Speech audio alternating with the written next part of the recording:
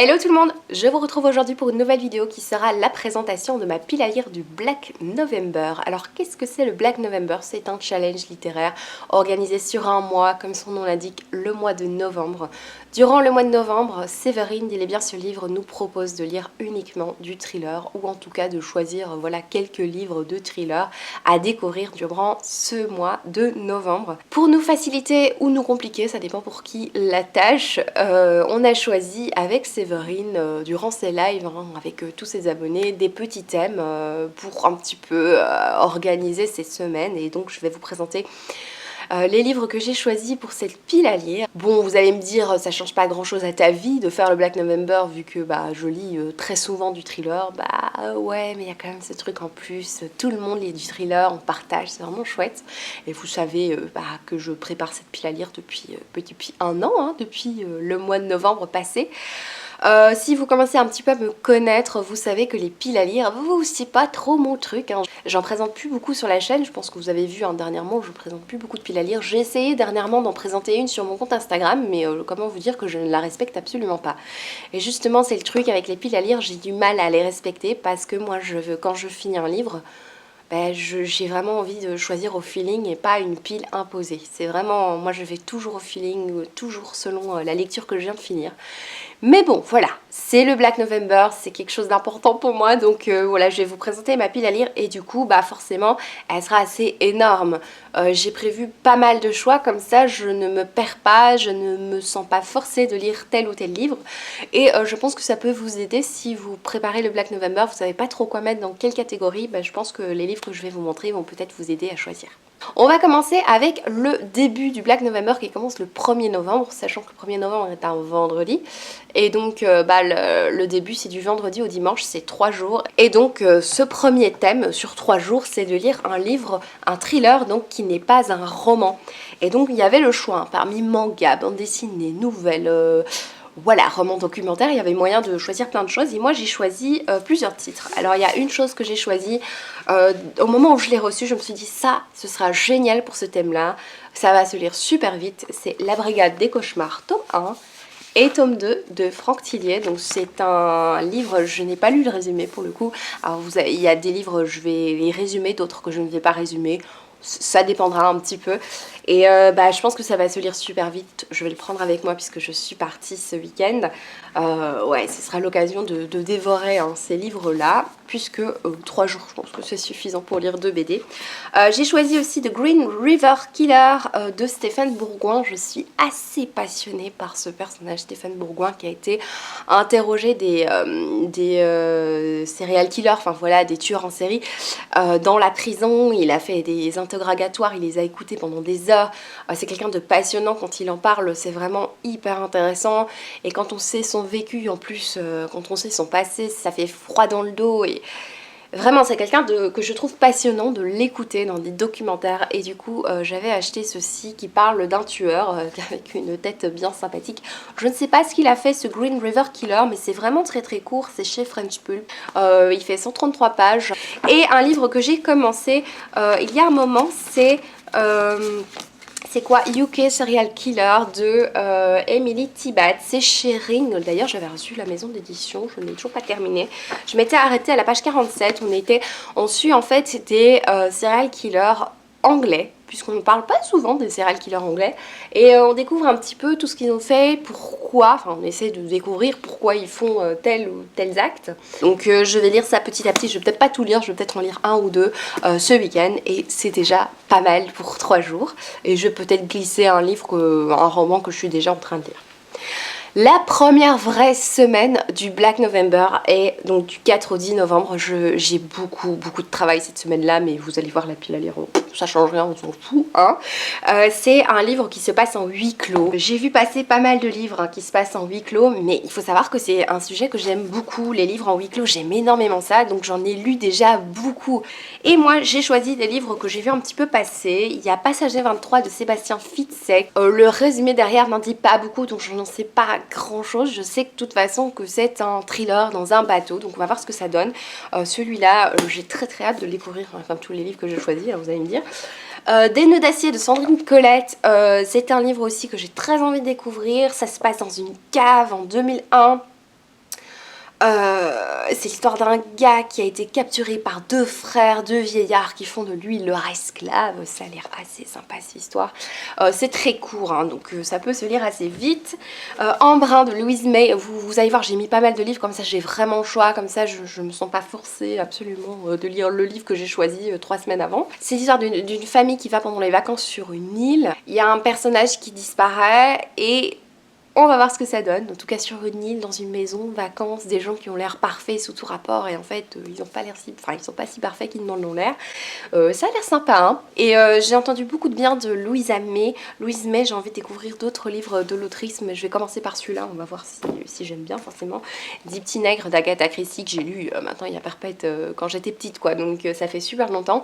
C'est la petite édition là du masque voilà, que mon papa a chez lui, mais par contre c'est écrit minuscule, je me rends compte maintenant. Alors il faut savoir quand même que Agatha Christie, c'est une traduction, donc on va voir ce que ça donne. Je sais que mon papa me disait oui mais c'est pas toujours très bien traduit, donc évidemment à l'époque quand j'étais petite je savais pas dire si c'était bien ou pas bien traduit, donc on va voir ce que ça donne. Et alors j'ai mis deux Patrick Sénécal, j'ai vraiment le choix hein, vous allez voir, j'ai mis 55 150 rue des Ormes. C'est je pense un gars qui passe à vélo devant une maison, il s'arrête devant cette maison et il est fini séquestré par une famille extrêmement chelou. Je sais que Patrick Sénégal c'est très très dark, alors Patrick Sénégal ça fait 2 ans que j'ai acheté plusieurs de ses livres et je n'ai toujours pas lu, enfin j'ai vraiment un petit problème hein, avec ça, enfin avec beaucoup de livres, j'ai beaucoup de livres à lire. Voilà, ça me tente bien cette histoire de séquestration. J'ai lu quelque part que le livre Alice serait aussi un huis clos, mais pour le coup j'ai un doute. Je ne l'ai pas lu donc je ne sais pas dire, mais ça n'a pas l'air, dans le résumé, ça n'a pas l'air d'être un huis clos. Je crois que c'est une réécriture extrêmement noire de Alice au pays des merveilles. Donc voilà, ça fait déjà 1, 2, 3, 4, 5, 6 livres pour la première semaine, enfin la deuxième semaine. Voilà, voilà. Ensuite, la semaine du 11 au 17 novembre, qui est à mon avis une semaine où je vais essayer d'un peu moins travailler, enfin je vais essayer, hein, on va essayer. Un livre adapté en film ou en série. Et cette semaine-là, j'ai décidé de mettre du Stephen King. Alors, il y a quelques jours, j'ai commencé Carrie de Stephen King et j'ai décidé d'arrêter ma lecture et de la reprendre à ce moment-là. Donc, je pense que ce sera le moment pour moi de reprendre Carrie de Stephen King. C'est le premier Stephen King que j'ai lu quand j'avais 12-13 ans, adolescence joyeuse, etc. Voilà, je pense que je l'avais beaucoup aimé à l'époque. J'ai très envie de voir ce que ça donne des années plus tard. Je pense aussi que c'est le premier roman de Stephen King, donc on va voir ce que ça donne puisque j'ai lu pas mal de Stephen King hein, depuis. Et toujours chez Stephen King, Monsieur Mercedes. Et je sais qu'évidemment ces livres ont été adaptés en film. Monsieur Mercedes, je pense même en série. Il y a une série qui va sortir.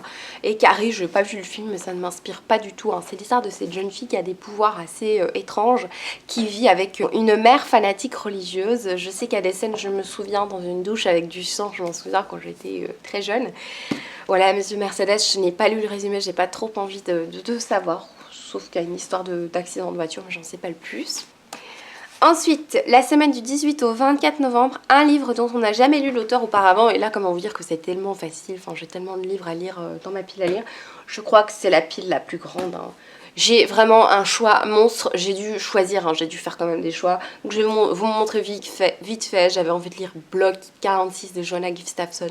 J'ai jamais lu l'autrice. Une chambre froide que vous avez certainement vu dans un book haul si vous suivez mes vidéos. Histoire d'expériences de laboratoire qui ont mal tourné. Et c'est un livre qui sort le 6 novembre. Vous allez voir, hein, c'est pas fini. Cette semaine-là, il y a éventuellement Sa Majesté des Ombres de Ghislain Gilberti, mais toujours est-il que... Mais comment vous dire que si je choisis celui-là, je ne vais lire que celui-là, hein, puisque voilà, c'est une grosse pavasse. Ça fait un moment que Ring m'a envoyé ce livre et je me dis il est peut-être un peu temps que je le lise. Hein. Ce serait bien, Isabelle, que tu le lises.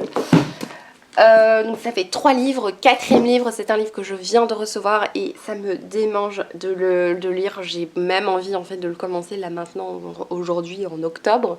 Un poison dans la tête de Jacques Sausset, j'ai jamais lu l'auteur. J'ai Enfermé de Jacques Sausset que j'ai pas encore lu.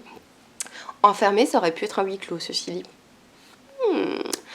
En tout cas oui, voilà, j'ai reçu celui-là. Moi ce qui m'a vraiment tenté, c'est vraiment le résumé. C'est ce tueur qui pousse ses victimes au suicide. En fait j'ai envie de savoir comment il a fait. Pas pour faire la même chose après, hein, c'est pas ça, mais vraiment ça m'intrigue cette histoire.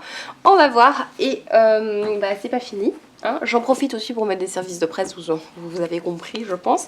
J'ai reçu Mortelle Tentation de Christophe Ferré, voilà, ce sera peut-être l'occasion de le mettre. On a retrouvé un cadavre, et une cadavre d'une jeune femme, et en même temps on a une héroïne dont le mari est parti faire une expédition en montagne mais qui a disparu, donc elle a peur évidemment que le mari se soit fait buter par la même personne qui a buté la jeune femme du début, sauf qu'au bout d'un moment elle est en train de se demander si son mari n'aurait pas buté la bonne femme. Alors j'espère que je ne spoil absolument pas tout le livre, mais bon ce serait scandaleux, enfin j'ai lu 6 lignes du résumé, donc bah, j'espère que non quand même. Vic de Ragnar Jonasson, j'ai jamais lu non plus, c'est très dépaysant, c'est vraiment dans le froid.